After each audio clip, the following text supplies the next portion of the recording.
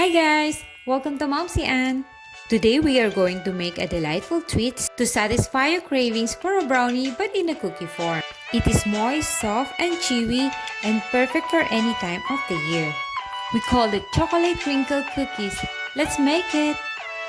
In a mixing bowl, we need 1/2 cup cocoa powder, cup of white sugar, 1/4 cup vegetable oil. Mix it. 2 eggs, add 1 at a time. You can use electric mixer, I prefer to whisk it by hand. Mix it all together until fully combined, then mix in vanilla. Set aside. In a separate bowl, add 1 cup flour, 1 teaspoon baking powder, 1/4 teaspoon salt. Mix it all together. Add dry ingredients to wet mixture. Mix until blended, until you form a dough. Cover with plastic wrap and refrigerate for at least 4 hours. When it's time to bake, remove from the fridge.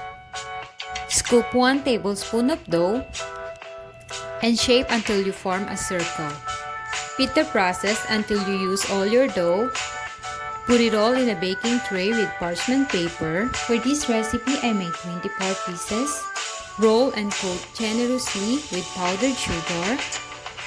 Bake it in preheated oven at 350 degrees Fahrenheit for about 10 to 12 minutes. As the cookies bake, you will see the coated sugar crinkles and cracks as the cookies take their shape. Here are Chocolate Crinkle Cookies. Crunchy on the outside, but soft and chewy on the inside. And they have a rich chocolate flavor that will surely satisfy your sweet tooth. Hope you enjoyed this video. Thank you for watching.